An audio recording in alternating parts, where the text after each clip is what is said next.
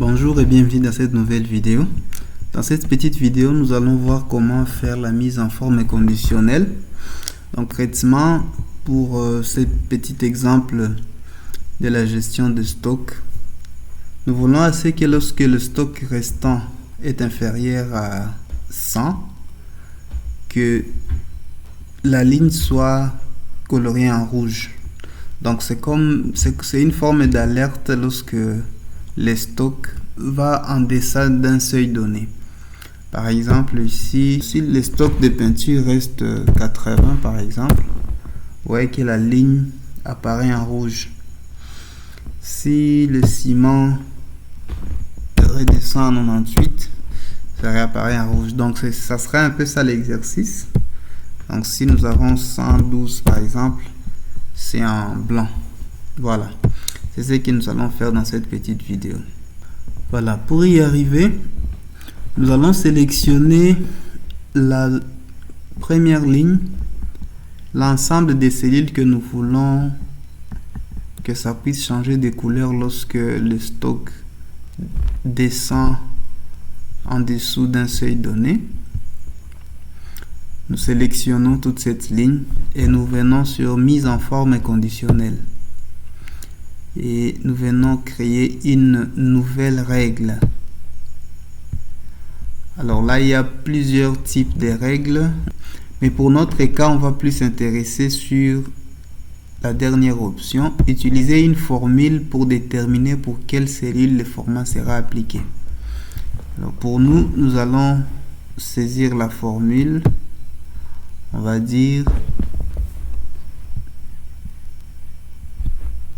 égal à cette cellule D2.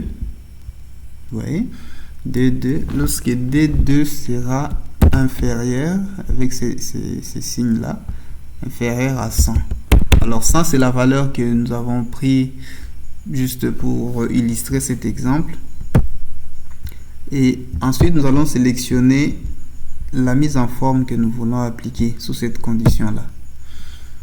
Et là, pour notre cas, on va juste choisir les remplissages des cellules avec la couleur rouge pour alerter que le stock tend à s'épuiser. On va faire OK, OK. Voilà. Déjà pour cette première ligne, étant donné que le stock restant est inférieur à 100, vous voyez que ça affiche déjà en rouge. Par contre, si le stock remonte, s'il y a approvisionnement par exemple du stock et que nous allions à 230 par exemple, vous voyez que la ligne redevient en blanc. Voilà, donc c'est un peu ça. Alors, pour appliquer cette mise en forme, parce que vous allez voir que jusque là, c'est juste la première ligne qui a la mise en forme conditionnelle. Par contre, sur d'autres lignes, par exemple sur les sockets, le cinquième élément par exemple, nous avons en 9, mais c'est toujours en blanc. Maintenant, pour appliquer cette mise en forme sur l'ensemble des lignes, ce que nous allons faire, nous revenons sur la mise en forme conditionnelle, gérer les règles.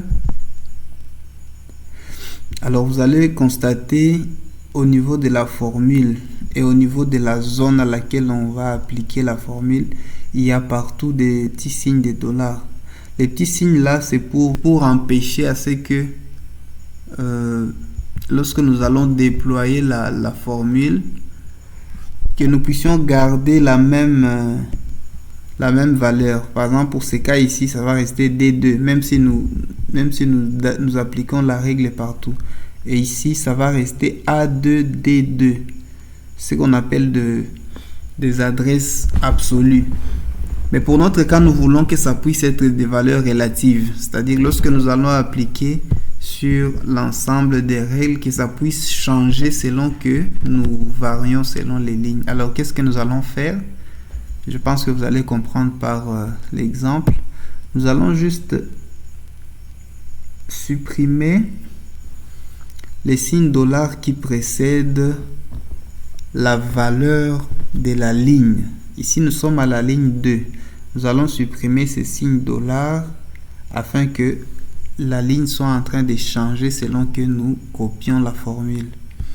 Alors ce que nous allons faire, je vais cliquer 2 fois et je vais supprimer ce petit signe $. OK. Je fais la même chose ici, s'appliquer à. J'enlève signe $, devant la valeur de la ligne 2. Je fais appliquer. OK. À ce moment-là, je peux sélectionner toute la ligne et venir ici sur reproduire la mise en forme. Voilà. Et là, je peux la reproduire sur l'ensemble du texte. On peut y aller un à un. Là, on reproduit. Je peux venir là, je reproduis. Je reproduis également. Ainsi de suite jusqu'à la fin. Alors, vous verrez que lorsque nous reproduisons la formule à la ligne 5, ça apparaît en rouge automatiquement parce que la valeur du stock restant est inférieure à 100. Et si nous voulons vérifier la mise en forme qui est maintenant ici, revenons sur mise en forme conditionnelle, gérer les règles. Vous allez voir qu'à ce niveau, c'est devenu D6. C'est-à-dire D n'a pas changé lorsque nous avons copié la formule. Par contre, à l'endroit où c'était 2, c'est devenu 6. Parce que nous sommes à la 6e ligne.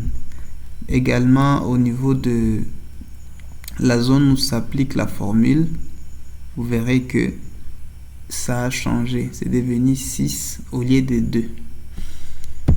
Voilà, c'en est fini pour la vidéo d'aujourd'hui. Merci de l'avoir regardé. Si vous n'êtes pas abonné, n'hésitez pas de vous abonner, de nous laisser un petit commentaire pour améliorer nos vidéos. Merci.